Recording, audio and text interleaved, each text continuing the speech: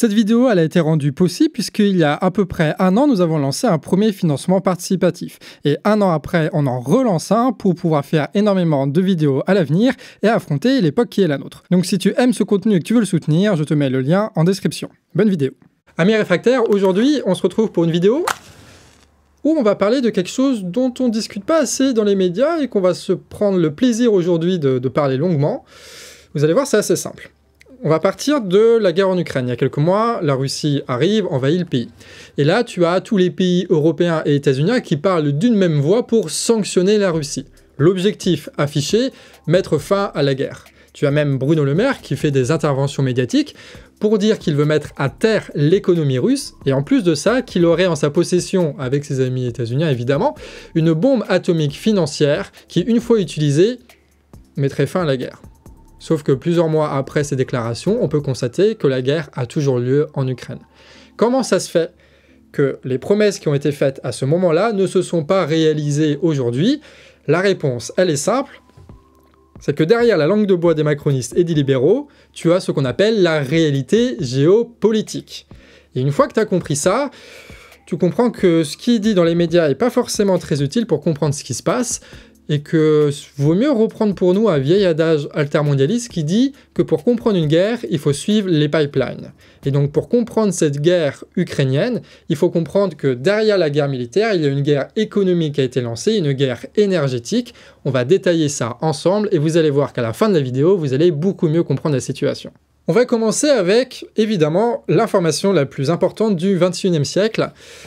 Le fait que les États-Unis, l'empire le plus puissant qui ait jamais existé, est devenu aujourd'hui autosuffisant en pétrole et en gaz, et même mieux, c'est devenu l'un des principaux exportateurs de pétrole et de gaz au niveau mondial. Et pourtant, c'était pas gagné. Dans les années 70, ils se sont pris dans les dents différents embargos pétroliers venant d'Arabie Saoudite en 73 et d'Iran en 79.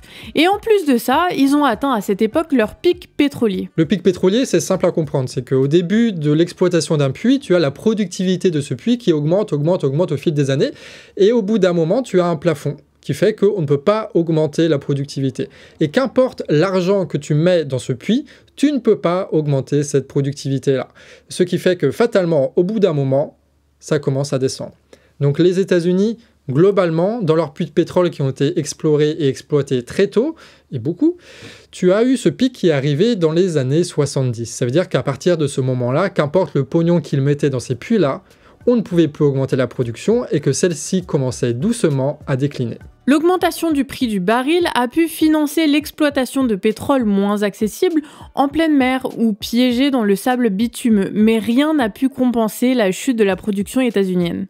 Évidemment, le pétrole, une fois que tu l'as en possession, c'est quand même un super outil pour imposer sa diplomatie partout, parce que évidemment, toutes les sociétés industrialisées, ça veut dire la quasi-intégralité des sociétés humaines aujourd'hui, sont totalement dépendantes de ce pétrole-là, pour produire de la marchandise, pour mener des guerres, pour se défendre, pour les civils, etc., etc.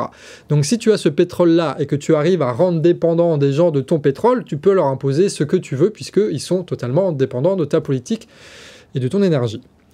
Sauf que le problème, c'est que le pic pétrolier étant passé pour les États-Unis, le fait que leur production de pétrole diminue, ça veut dire donc que leur puissance et leur capacité à imposer leur diplomatie partout dans le monde diminue aussi. Et pour un empire tel que les États-Unis, perdre de la puissance est juste inacceptable, inenvisageable. La solution ? Multiplier les guerres au Moyen-Orient pour mettre au pouvoir des gouvernements fantoches qui laisseront les entreprises états-uniennes exploiter le pétrole. C'est ce qui s'est passé par exemple en Irak. En Arabie Saoudite, ils se sont assurés par des accords et des pressions que les dirigeants serviraient bien leurs intérêts. En 2005, les États-Unis avaient la même production pétrolière que ce qu'ils avaient en 1945, c'est-à-dire quasiment rien. Sauf que grâce à leur diplomatie et surtout grâce à leur armée, ils ont réussi à choper les puits de pétrole un petit peu partout dans le monde, à prendre contrôle d'eux grâce à des États fantoches ou avec des alliances, ce qui fait que même si leur production a baissé, ils gardaient la mainmise sur cette énergie indispensable. Donc ils pouvaient continuer à imposer leur impérialisme, leur hégémonie, surtout qu'à l'époque, là on parle début des années 2000, tu avais aucun empire qui pouvait véritablement rivaliser contre les États-Unis. Aucun. Donc c'était plutôt bien. Sauf que le problème, c'est qu'ils sont dépendants du pétrole d'autrui, donc ils sont quand même dans une situation de vulnérabilité permanente. Sauf que durant l'administration Obama, tout a changé.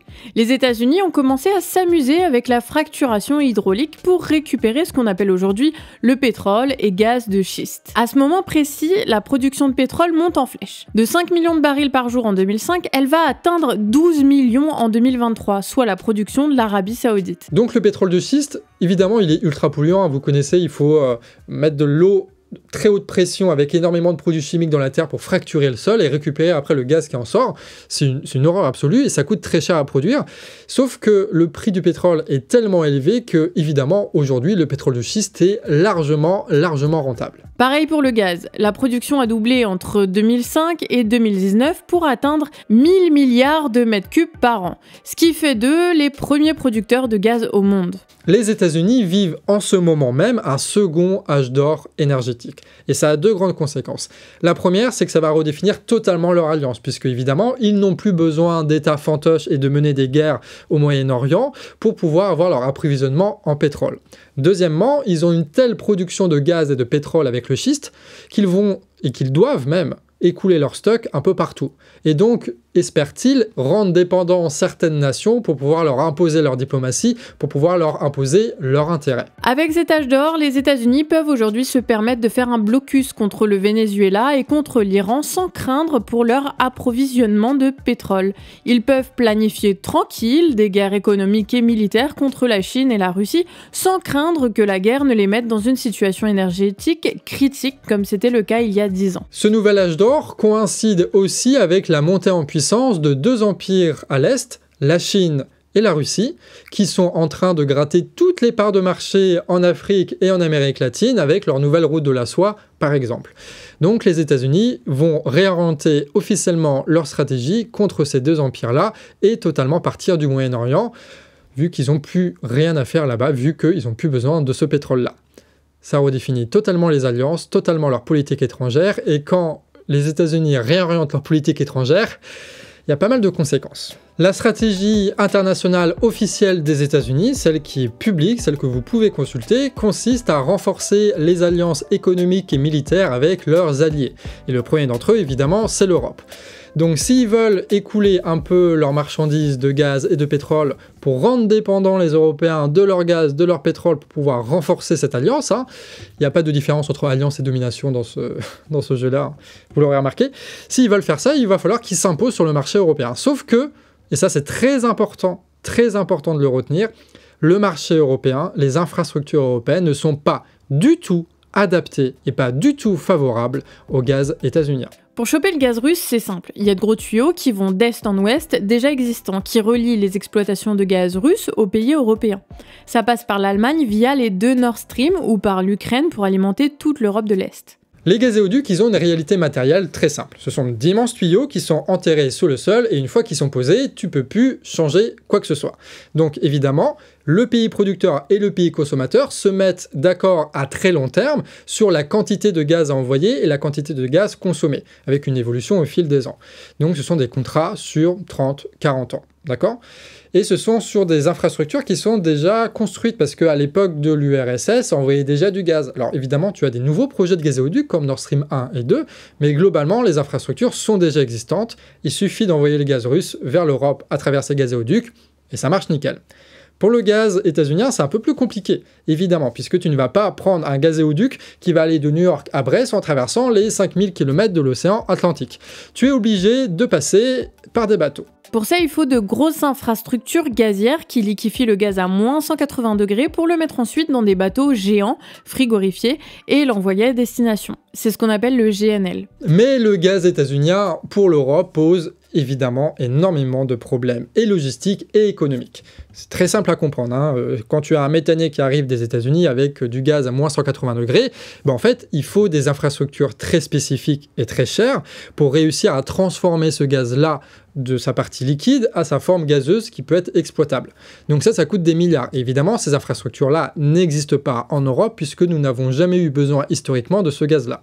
Deuxième problème, une fois que ton gaz est regazifié, t'es content, mais il faut l'envoyer un peu partout. Il faut qu'il réintègre le réseau. Problème, c'est que si les pipelines existent pour aller de l'est en ouest, tu n'as pas ces pipelines-là qui existent pour aller de l'ouest à l'est. Donc il faut les construire eux aussi, il faut reconstruire tout un réseau. Là aussi, c'est des milliards et ça va prendre des années à se faire.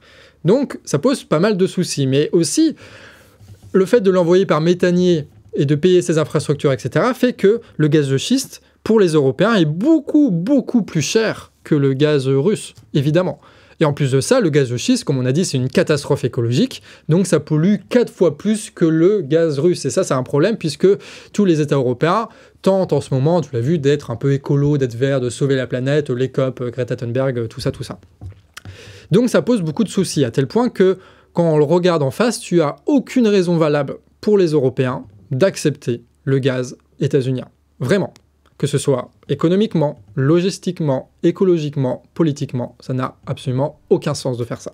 C'est pour ça, par exemple, que l'Allemagne, elle a toujours refusé les chantages états-uniens qui utilisaient leur extraterritorialité pour empêcher la construction du Nord Stream 2, un gazéoduc aujourd'hui construit et opérationnel qui permettrait de faire transiter 50 milliards de mètres cubes de gaz par an. Les États-Unis ont tenté de s'imposer sur le marché illégalement sans y parvenir.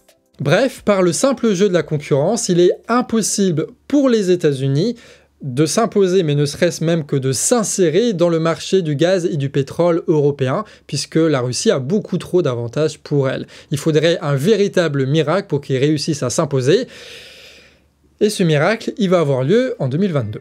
Après des années de conflits économiques, diplomatiques et militaires, la guerre entre le bloc états-unien et russo-chinois prend une toute autre dimension avec la guerre en Ukraine. De suite, le bloc médiatique et les États de l'Union européenne s'activent pour imposer des sanctions à la Russie.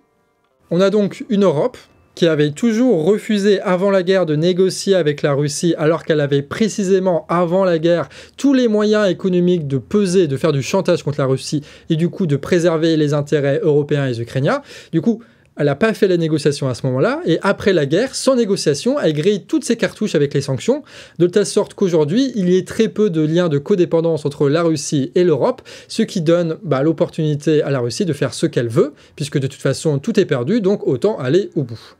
C'est la diplomatie européenne. Sous l'impulsion des États-Unis qui ne dépendent pas du tout du pétrole ou du gaz russe, les États européens ont lancé des sanctions contre la Russie jusqu'à l'annonce de l'embargo à 90% du pétrole russe d'ici 6 mois et la fin de la dépendance du gaz russe en 2027. Tous les pays côtiers annoncent l'investissement de milliards nécessaires à la construction d'infrastructures GNL qui viendront principalement de pays dits alliés comme les États-Unis, le Qatar et la Turquie. Ce qui est marrant, c'est que la politique rationnelle qui a historiquement été défendue en Allemagne par rapport au gaz, elle a été rompue donc avec la guerre en Ukraine, oui, mais aussi avec l'intégration dans son gouvernement des Verts. Tu sais, les Verts qui se prétendent très écolos, machin, il faut sauver le monde, tout ça, le vélo. Eux, ils sont très libéraux, hein, c'est ELV, mais caricature, tu vois. Donc, ils sont arrivés au gouvernement, et donc c'est eux qui décident de ne plus regarder et de ne plus accepter le gaz russe, et d'accepter le gaz états-unien, qui est 4 fois plus polluant, que c'est une merde qui détruit les États-Unis. Et en même temps, ces mêmes Verts qui ont toujours une espèce, tu sais, de diplomatie des valeurs, en disant « il ne faut pas s'allier avec les dictateurs, patati patata », tu retrouves le chancelier allemand aller aux Émirats Arabes Unis, en Arabie Saoudite, au Qatar, pour essayer de négocier le peu de pétrole et le peu de gaz qu'ils peuvent leur fournir. Donc c'est plutôt assez, ironique cette histoire que ce soit les Verts qui décident de ça en Allemagne. Évidemment, mais est-ce que c'est la peine de préciser? On envisage un embargo pétrolier et gazier contre la Russie parce qu'elle mène une guerre dégueulasse, mais on n'envisage pas, évidemment, de mener un embargo contre l'Arabie Saoudite par rapport à ce qu'elle fait au Yémen, et on n'a jamais envisagé une seule seconde de faire un embargo contre les États-Unis après son invasion contre l'Irak. Le problème, c'est que l'Europe dépend à 45% du gaz russe et à 27% de son pétrole, et qu'à aucun moment, jamais, nos gouvernements n'ont planifié la transition énergétique pour se passer de ce pétrole et gaz-là. En plus, la Russie, elle commence elle aussi à sanctionner et à couper l'approvisionnement en gaz de plusieurs États européens. Cette situation d'urgence énorme de l'Europe produit forcément une envolée du prix du gaz qui a été multipliée par 6 depuis la guerre. Le prix du GNL en Europe est lui multiplié par 15 par rapport à 2020. L'Europe s'est donc volontairement mise dans une situation de crise énergétique où elle a été contrainte d'accepter du gaz à un prix totalement délirant, faisant monter tous les prix et mettant des millions d'Européens dans la misère. Et encore là, c'est l'été. L'hiver arrive et ça va être compliqué de gérer ça. Mais ça, c'est pas le pire dans l'histoire. Tu te souviens, je t'ai dit que le gaz via gazéoduc, il était négocié sur des contrats longs de plusieurs dizaines d'années. Donc une fois le gazéoduc construit, de toute façon, tu peux pas le déplacer vers un autre pays, quoi. Il est posé. Sauf qu'avec le GNL, ça passe par bateau. Donc à tout moment, ils peuvent changer de direction et bam, le gaz devient une marchandise comme une autre. C'est les enchères permanentes avec des enchères, des surenchères pour avoir le précieux gaz liquéfié. Pourquoi? Là aussi, c'est assez simple à comprendre. C'est que le GNL, il se coupe en deux. Tu as les 2/3 du GNL en circulation dans le monde qui se font sur contrat long. C'est-à-dire que ce sont 2 États qui se sont engagés sur des périodes plus ou moins longues d'envoyer une telle quantité de gaz, tu vois. Et tu as 1/3 du GNL en contrepartie, qui est des contrats courts. C'est-à-dire que tu peux acheter à n'importe quel moment. Évidemment, les Européens, vu qu'ils n'ont jamais planifié cette transition énergétique et qu'ils ont fait n'importe quoi, n'importe quand, en fait, ils n'ont pas de contrat long. Donc, ils sont obligés de passer par les contrats courts. Ce qui veut dire que le gaz, aujourd'hui, totalement vital pour les Européens, ils sont obligés de l'acheter sur un marché dont les prix ont explosé et là où ils sont obligés de surenchérir à chaque fois sur les autres pays, notamment asiatiques, qui voudraient avoir accès à ce GNL-là. Donc les Européens se sont mis volontairement, là encore, dans une situation de crise permanente énergétique où la spéculation décide des prix et où l'insécurité énergétique est totale puisque à tout moment, le gaz dont on a besoin peut être réorienté vers des pays asiatiques. Le gaz qui est un objet spéculatif parfait puisque les États européens qui n'ont plus le choix en ont besoin et l'achèteront qu'importe le prix, assurant des bénéfices énormes aux producteurs capables d'augmenter leur production de pétrole, c'est-à-dire les États-Unis. Bon, comme on l'a dit, les sanctions, évidemment, ça n'a pas permis d'arrêter la guerre en Ukraine, puisque avec ces sanctions-là, en fait, on a dit adieu à tous les moyens de pression qu'on pouvait imposer à la Russie. Donc, c'est elle qui décide toute seule de sa politique extérieure, et c'est pas forcément très beau. Mais au moins, peut-être que les sanctions, ça a affaibli cette Russie-là, tu vois, puisque quand même, ça a dû lui coûter des milliards et des milliards. Même ça, quand on regarde de près, c'est assez décevant. Le résultat le plus visible de ces sanctions, c'est l'augmentation énorme du prix du gaz et du pétrole, et donc des bénéfices engendrés par l'exportation du gaz et du pétrole par la Russie. Le prix du baril ayant atteint un record depuis 2008, la Russie a gagné durant les 4 premiers mois de 2022 la moitié de ce qu'elle espérait faire durant l'année. Ils ont gagné 2 milliards de plus en avril 2022 qu'en avril 2021. Le gel des avoirs a justifié un renforcement du rapport de force et a permis à la Russie de vendre son gaz selon ses propres conditions. Utiliser le rouble qui, comme le pétrodollar, lui donne une grande force monétaire. Mais pourquoi est-ce que les Européens ils accepteraient de payer le gaz en rouble? Tout simplement parce qu'ils n'ont pas le choix en fait. La Russie exporte en Europe 167 milliards de mètres cubes de gaz par an. Les États-Unis, pour le moment, c'est 22 milliards de mètres cubes et la Commission européenne espère 50 milliards d'autres dans les prochaines années venant des États-Unis lorsque toutes les infrastructures seront financées et construites en Europe et aux États-Unis. Ce qui veut dire que les Européens doivent trouver sur le marché 100 milliards de mètres cubes par an de gaz. C'est colossal. Et encore, on arrive à ce chiffre de 100 milliards uniquement si les infrastructures GNL sont construites et opérationnelles, c'est-à-dire dans plusieurs années. Aujourd'hui, c'est encore pire que ça. Pour le pétrole, il ne faut pas l'oublier, le pétrole, c'est 200 millions de tonnes de pétrole qu'il faut trouver par an. Et là aussi, c'est colossal. Et exactement comme pour le gaz, tu n'as pas les infrastructures pour faire ça. Ça veut dire quoi? Ça veut dire que concrètement, rien ne remplacera le gaz et le pétrole russe pour l'Europe. Absolument rien. Ça veut dire que la Russie, là, pendant plusieurs années, vont pouvoir imposer leurs prix et leurs méthodes aux Européens, et les Européens ne pourront pas broncher puisqu'ils n'ont pas le choix d'accepter le gaz et le pétrole que la Russie accepte de leur donner. Ça veut dire aussi qu'ils doivent accepter sans broncher le gaz états-unien au prix que les États-Unis l'ont décidé, c'est-à-dire 36 fois plus cher que ce qu'il y a 2 ans, une fortune. Et en plus de ça, toute la diplomatie européenne sont obligés d'aller mendier d'autres pays qui sont des sales dictateurs aussi, genre l'Arabie Saoudite, le Qatar, la Turquie. Donc forcément, ça cause beaucoup de dégâts économiques, mais aussi diplomatiques. Conséquence, il manque du gaz, donc de l'énergie, et l'Europe, la verte, compense en faisant chauffer les centrales à charbon, lance de nouveaux forages gaziers et relance les exploitations gazières fermées pour des raisons écologiques. Non, c'est pas du tout hypocrite, hein. Autre conséquence, la crise de l'énergie accentue et aggrave une immense inflation des prix qui touche tout le monde et surtout les plus pauvres qui vont devoir faire face à des pâtes qui augmentent de 20% et de l'essence à plus de 2 € le litre. Des millions et des millions de pauvres qui s'ajoutent aux milliards de gens qui vont tomber dans la faim partout dans le monde suite à cet effondrement diplomatique européen. Et bien sûr, nos alliés états-uniens vont pas nous faire de prix sur leurs énergies pour nous éviter qu'on se pète la gueule. Non, ils comptent bien profiter de la situation pour nous piquer notre pognon. L'Europe a volontairement créé son propre naufrage économique, écologique, énergétique, sans rien obtenir en retour et surtout pas la paix en Ukraine. L'hystérisation des blocs impérialistes et notre alignement sur les intérêts états-uniens nous met dans une situation de totale dépendance énergétique contre les États-Unis, qui vont à la fois nous servir le pétrole et le gaz. Alors tu me diras, il y a quelques mois seulement, c'était exactement la même chose avec la Russie, vu qu'on dépendait totalement du gaz russe et du pétrole russe. Oui, mais si on prend l'exemple de l'Allemagne par exemple, c'est plus subtil. Oui, ils ont accepté totalement l'énergie russe, mais en même temps, diplomatiquement par exemple, ils étaient beaucoup plus proches des États-Unis, que ce soit au niveau de l'Union européenne, de l'OTAN, etc., etc.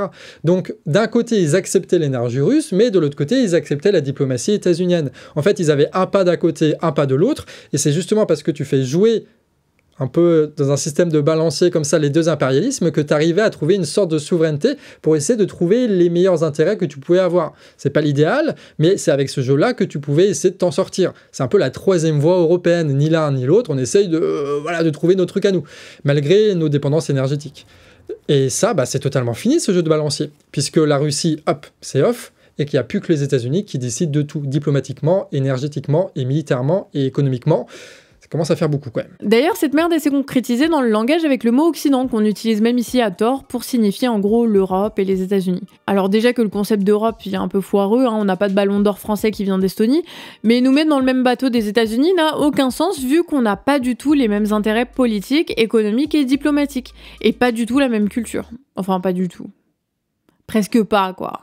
Hamburger. The burger. Hamburger. Mais il faut faire bloc, donc utiliser des mots qui empêchent de penser la division. Bref, l'hystérie impérialiste nous met aujourd'hui dans le même bateau que les États-Unis. Ça veut dire qu'on est en train de vivre la fin de l'indépendance européenne et du coup, avec ça, la fin de toute idée de souveraineté nationale dans les pays. Sur les sujets, en tout cas, les plus importants. Et ça, c'est un grand événement. L'embargo n'arrêtera pas la guerre et ne fera qu'augmenter le prix du gaz pour l'Europe. D'ailleurs, c'est aussi ce que dit l'administration états-unienne. Comme quoi, tout est sous nos yeux. Cette situation est un véritable naufrage pour l'Europe. Pour les intérêts économiques, diplomatiques, écologiques, tout ce que tu veux, c'est un naufrage. Pour la Russie, elle, c'est un peu plus subtil, puisque évidemment, le fait d'avoir perdu cette énorme part de marché avec l'Europe, ça la met un peu dans la merde, c'est des milliards et des milliards qui sont perdus, c'est vrai. Mais en tant que producteurs de gaz et de pétrole, ils vont toujours avoir une porte de sortie que nous, on n'a pas. Pour la Russie, l'embargo, c'est avant tout un sacré coup sur la tête. Comme après les sanctions de 2013, les sanctions européennes vont faire chuter le PIB de la Russie. Le départ des entreprises pétrolières occidentales va ralentir leurs projets. Côté pétrole, 50% des exportations russes étaient pour l'Europe. Elle doit donc vite trouver de nouveaux clients. Et côté gaz, ils ont littéralement jeté à la fenêtre des milliards avec l'abandon du Nord Stream 2, qui est construit mais ne sera jamais mis en service. Et ça, c'est un des trucs les plus importants et qui est rarement énoncé par les différents politiques ou les différents médias, alors que c'est vraiment très, très indispensable à comprendre. C'est que si la Russie a perdu des billes avec cette histoire d'embargo, et elle en a perdu beaucoup, ça veut dire que nous avions, nous, Européens, les moyens d'entrer dans l'étape des négociations avant la guerre pour négocier un statut particulier à l'Ukraine, pour éviter justement la guerre et le rapport de force le plus violent qui soit. On avait les moyens de faire un chantage à la Russie, on avait les moyens diplomatiques et économiques d'assurer ce que aujourd'hui tous les représentants européens prétendent défendre, c'est-à-dire la démocratie, la liberté, la paix, tout ça. Bon, ça c'est d'autres histoires, c'est la critique de la diplomatie européenne. Là, ce qui nous intéresse, c'est les questions plus énergétiques. Donc on a dit que l'Europe devait trouver une immense quantité de gaz sur les autres fournisseurs, donc principalement les États-Unis. Mais ça veut dire que, à l'inverse, tout le gaz que l'Europe ne va pas acheter, il va falloir que la Russie le revende à d'autres pays. Et donc, elle va profiter de l'augmentation des prix de l'essence et du gaz pour amasser un beau paquet de thunes et pouvoir l'investir dans des infrastructures qui vont permettre de rediriger le pétrole et le gaz de l'Ouest en Est cette fois-ci. Et la Russie, ça fait depuis 2003 qu'elle planifie un renforcement de ses échanges vers l'Est. En 2012, ils ont construit une pipeline de pétrole de 4740 km jusqu'à la Chine, qui peut transporter 1,6 million de barils de pétrole par jour. Ça en fait du pétrole, hein. En 2019, ils ont lancé Power of Siberia, un gazéoduc qui transporte 38 milliards de mètres cubes par an, couplé à un second bientôt en fonctionnement qui passera par la Mongolie et qui transportera 50 milliards de mètres cubes. La Russie a donc quelques années d'avance et surtout, à côté d'elle, elle a un allié précieux, la Chine. À elle seule, la Chine, c'est 1 milliard d'habitants de plus que l'Union européenne. Une classe moyenne qui s'envole, le premier importateur de pétrole et de gaz, la plus grande industrie au monde. Une croissance de la consommation de gaz de 17% par an. C'est immense et un besoin immense de pétrole et de gaz pour entamer leur transition énergétique pour dégager le charbon qui provoque d'immenses coupures d'électricité, y compris dans sa précieuse industrie. Elle a déjà augmenté de 30% ses importations d'énergie depuis la Russie. Un empire dont 80% de ses importations d'énergie passent par les détroits d'Indonésie, précisément là où les États-Unis intensifient leur présence militaire et qui seraient ravis de passer par les terres via des pays alliés en guerre contre ses ennemis. Pour la Russie, la Chine, c'est le client parfait qui a un énorme besoin en énergie et de sécurisation de son ravitaillement, ce qui veut dire que la grande partie du gaz et du pétrole qui était destiné à l'Europe va être redirigée vers la Chine. Une autre partie du gaz sera envoyée via du GNL aussi, grâce à des infrastructures qui lancent près du Japon. Ce qui est rigolo, c'est qu'à la base, le projet il devait être fait avec Total. Et donc, avec les sanctions européennes, c'est une entreprise japonaise qui a pris le relais. Ce qui montre bien qu'en réalité, les sanctions européennes ne font que forcer la Russie de s'orienter vers l'Est, mais ne fait pas abandonner des projets qu'elle avait avec d'autres personnes, puisque il y a d'autres partenaires en fait dans le monde et que la position européenne et états-unienne n'est pas du tout hégémonique. Tout ce qu'on fait en réalité avec ces sanctions, c'est mettre un rideau de fer entre l'Europe et la Russie, de casser tous les liens de codépendance qui nous permettaient avant d'influencer sur la politique internationale et impérialiste de la Russie. Maintenant, elle se tourne vers l'Est, donc la Russie et la Chine vont créer un bloc et ils vont imposer la politique qu'ils veulent. Et eux, ils sont beaucoup plus forts que nous sur énormément de sujets.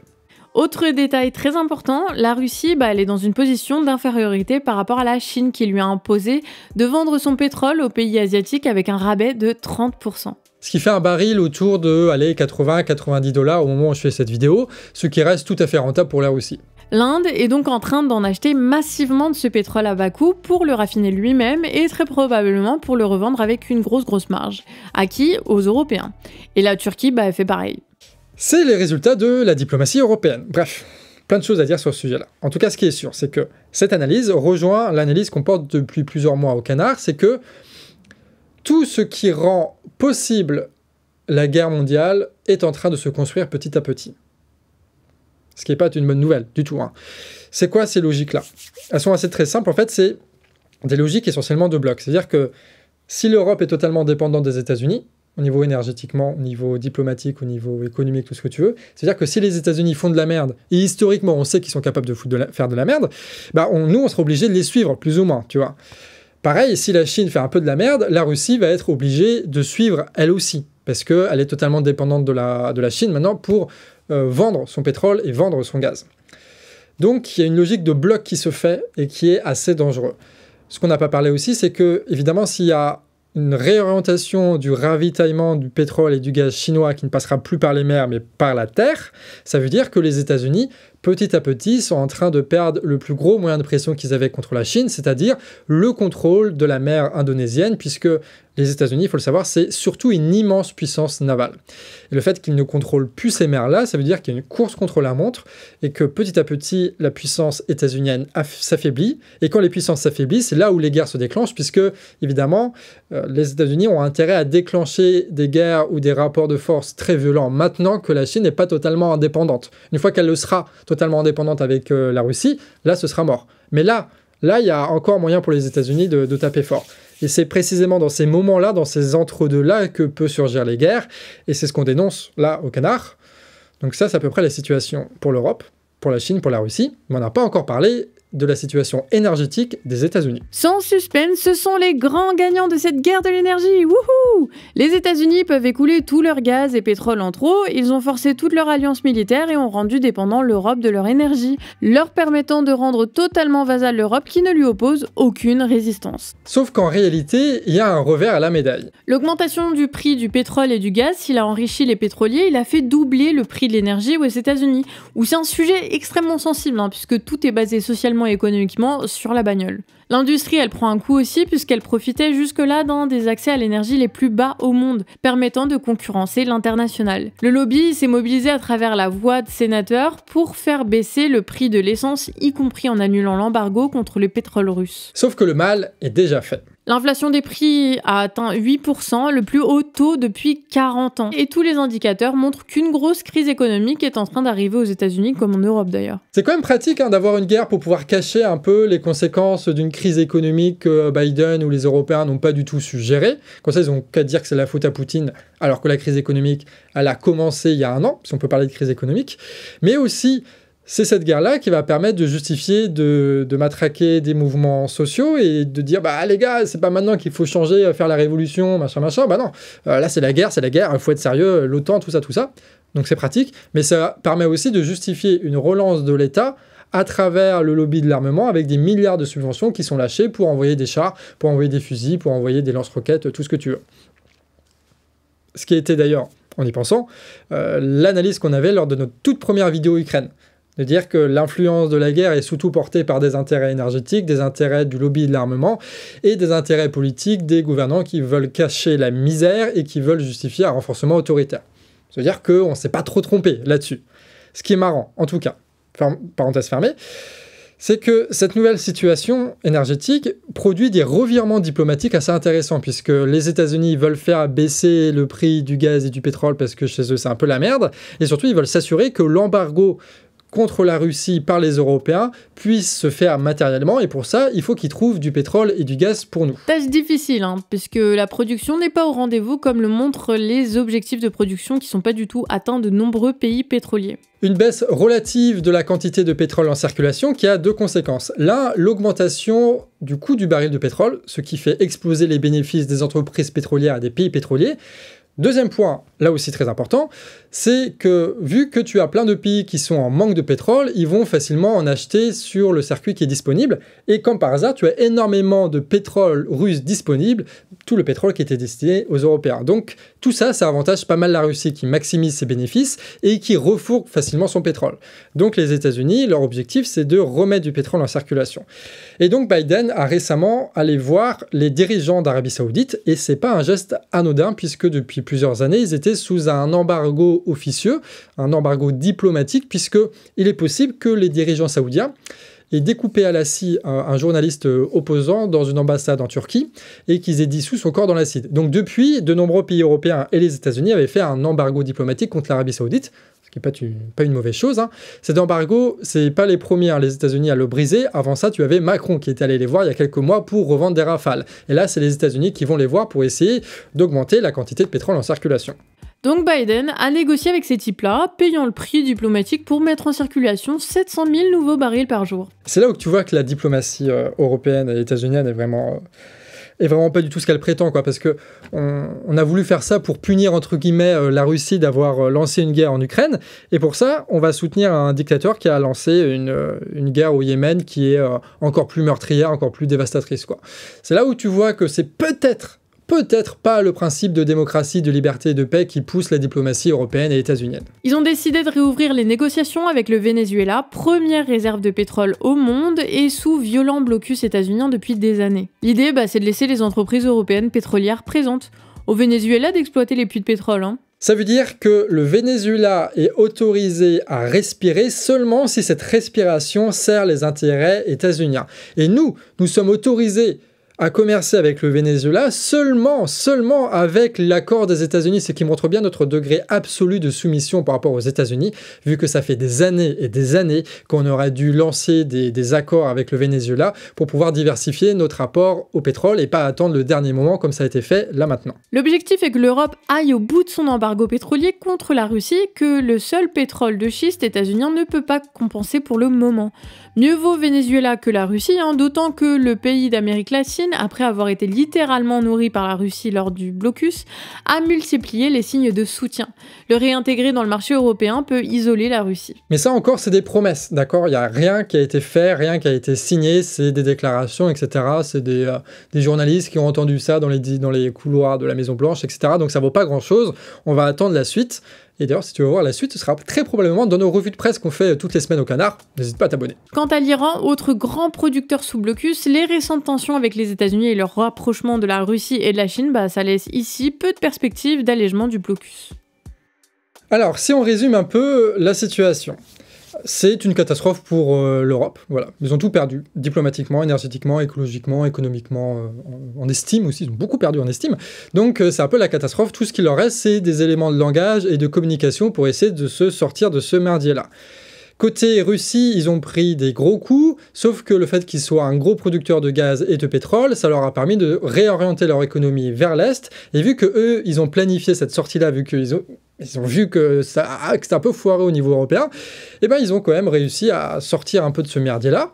C'est pas encore fait, mais en tout cas, eux, ils sont beaucoup mieux armés que nous. La Chine, eux, ils vont récupérer tout le pétrole et le gaz que les Européens boudent pour pouvoir entamer une vraie transition énergétique et pouvoir renforcer encore leur industrie et se passer du charbon et de toutes les pannes électriques qui vont avec. Et ça va leur permettre aussi de sécuriser leur ravitaillement en pétrole qui passait avant par la mer et du coup une mer qui est contrôlée plus ou moins par les États-Unis. Donc cette situation elle est profitable pour la Chine, mais ça va renforcer encore plus la diplomatie états-unienne qui va essayer de casser un peu cette volonté d'indépendance et de renforcement de la Chine, d'où tout ce qui se passe à Taïwan, c'est très important et on en parle souvent dans les revues de presse. Pour les États-Unis, il y a un peu une double analyse à avoir. Le premier, c'est que évidemment, ils ont gagné cette bataille-là. C'est-à-dire que tout d'un coup, tous leurs excédents de pétrole et de gaz vont être envoyés en Europe et ils peuvent produire autant qu'ils veulent de pétrole et de gaz et ils sont sûrs que les Européens vont les acheter. Ce qui représente des milliards et des milliards de bénéfices et surtout un contrôle diplomatique de ces pays-là, puisque si la France veut bouger un petit peu son orteil, elle n'a plus de gaz et elle n'a plus de pétrole. Grossièrement. Mais ça va leur permettre aussi d'alimenter énormément, et on voit avec toutes ces subventions qu'ils ont données à l'Ukraine, ils vont pouvoir alimenter énormément leur lobby de l'armement, ce qui est toujours bon à prendre pour les États-Unis, vu que leur État est un peu corrompu, je ne sais pas si vous êtes au courant, et ça va leur permettre de renforcer toutes leurs alliances, que ce soit des alliances asiatiques ou des alliances européennes. À travers l'OTAN, par exemple, l'OTAN qui s'étend et qui renforce sa puissance, qui rajoute des militaires, qui re-augmente son budget, etc., etc. Les États-Unis n'ont jamais été aussi puissants en Europe qu'aujourd'hui. Sauf qu'en même temps, elle joue avec le feu, comme on l'a vu, puisque l'augmentation du prix de l'essence peut provoquer chez eux des gros mouvements sociaux dans un pays pas mal déstabilisé politiquement, qui a vécu énormément de trucs bizarres et de trucs un peu plus enthousiasmants ces derniers temps, mais principalement Black Lives Matter et QAnon, donc c'est pas un pays calme, et ça peut péter à n'importe quel moment. Donc il joue avec le feu avec cette histoire. On est donc dans un monde en pleine transition, et il est très dur de savoir ce qui va se passer, puisque ça va être un peu une course contre la montre, par exemple entre la Russie et l'Europe. Qui des deux va réussir à être indépendante de l'autre, et donc imposer ses vraies sanctions et son vrai blocus à l'autre. Si c'est la Russie qui arrive à être indépendante de l'Europe, elle peut fermer les vannes de gaz, tout envoyer en Chine, et les Européens sont dans la merde. À l'inverse, si les Européens arrivent à être indépendants avant la Russie, ce qui m'étonnerait beaucoup, eux, ils peuvent couper les vannes de gaz de la Russie, et eux, la Russie, ils vont perdre des milliards et des milliards, puisque ce gaz-là, ils vont pas réussir à le revendre à la Chine, puisque tout simplement, il n'y a pas les infrastructures pour ça. Grande question. Autre question, est-ce que la Chine va réussir à être indépendante avant que la pression états-unienne font que la guerre va éclater en Taïwan ? Est-ce que oui, non, ça va se faire ? On ne sait pas. On est vraiment dans un entre-deux, et c'est précisément dans ce flou, dans cet entre-deux, que peut naître les guerres. Au-delà des pays, ce qu'il faut regarder, c'est les entreprises privées. Les pétroliers, ils n'ont jamais fait autant de bénéfices et de dividendes. Ils nagent littéralement dans le pognon grâce à l'augmentation des prix et de la spéculation sans rien investir, puisque ce sont des États qui mettent la main à la poche pour le GNL. Total a réalisé ses bénéfices records en 2021 avec 15 milliards, dont 8 partis en dividendes et 2 en rachat d'actions. Premier trimestre 2022, ils ont gagné 5 milliards de bénéfices. C'est là où tu te rends compte que cette crise qu'on est en train de vivre, c'est pas la guerre en Ukraine. C'est tout ce qu'il y a autour de la guerre en Ukraine. C'est déjà l'incompétence ou la corruption ou la décadence, appelle ça comme tu veux, de la diplomatie européenne qui a été incapable d'empêcher la guerre et qui a accumulé encore et encore les erreurs économiques et diplomatiques après celle-ci, avec les sanctions, l'embargo, etc., alors qu'ils n'avaient rien planifié. Et deuxièmement, ce refus obscène et criminel de ne pas taxer Total est juste incompréhensible. Enfin, si, il est totalement compréhensible, mais il est criminel. C'est n'importe quoi. C'est n'importe quoi d'accepter une crise économique qui va dévaster ton pays, tout ça pour garder au chaud les profits de Total. Une entreprise qui envoie 8 milliards en dividendes est une entreprise qu'on peut légitimement réquisitionner. Et le fait qu'ils ne le font pas montre bien que nous sommes aujourd'hui avant tout dans une crise qui est politique. Nous avons donc des comptes à demander à cette classe politique-là et nous avons besoin d'analyses politiques qui nous permettent de nous éclairer là-dessus. Parce que si on ne résout pas ce problème politique par l'intelligence et par le haut, bah on va s'en prendre des années et des années de ces conneries-là, quoi. Et rien ne nous dit que ça ne va pas dégénérer en quelque chose de véritablement incontrôlable et de véritablement regrettable. Bref, il y en a marre de ces dirigeants politiques qui sont incapables de planifier, d'organiser et de gouverner, qui ne font que servir les intérêts des impérialistes de l'Est ou de l'Ouest et qui font en sorte de surtout servir les intérêts de leurs multinationales. Il y en a marre que ce soit les peuples à chaque fois qui payent les pots cassés, que ce soit en Ukraine, en France avec l'inflation, au Yémen avec l'Arabie Saoudite. Et il y en a marre aussi de tous ces journaleux qui n'expliquent rien à ce qui se passe, qui nous maintiennent dans l'ignorance, une ignorance qui nous empêche d'agir politiquement, qui nous empêche d'éviter la catastrophe. Alors oui, les guerres, elle a des causes matérielles qu'on a vues ensemble, il y a une diplomatie de merde menée par notre pays. Oui, mais quoi qu'il arrive, de toute façon, il y a de plus en plus de crises liées aux énergies fossiles. Une crise qu'aucune innovation technologique ni traité à la con ne pourra résoudre. Donc disons-le, notre dépendance à la boulimie énergétique, elle produira toutes les horreurs possibles, et répétons-le partout, soit la décroissance est organisée, soit la décroissance est contrainte. Et contrainte, ça veut dire ce qu'on vit aujourd'hui, un délitement total de la société avec le pouvoir dans les mains des pires oligarques guerriers. Bref, on se sortira de cette panade seulement avec une vraie rupture contre notre culture de la consommation, mais aussi avec un socialisme pour pouvoir réellement planifier l'économie selon nos besoins, avec une démocratie pour garder le pouvoir pour pas que les bourges se l'approprient, et avec la formation d'un bloc d'États non alignés pour peser dans le rapport de force contre les impérialismes et de l'Est et de l'Ouest. Bref, notre destin générationnel, c'est d'être socialiste, écologiste, démocrate et internationaliste. Et normalement, d'après les rumeurs, il n'y a pas besoin de brûler de pétrole, de provoquer des guerres inutiles ou de soumettre des peuples pour être heureux. Je dis ça, je dis rien. Là-bas, il y a des canards, mais on voit pas, mais il y a des canards. Ça finit avec des canards.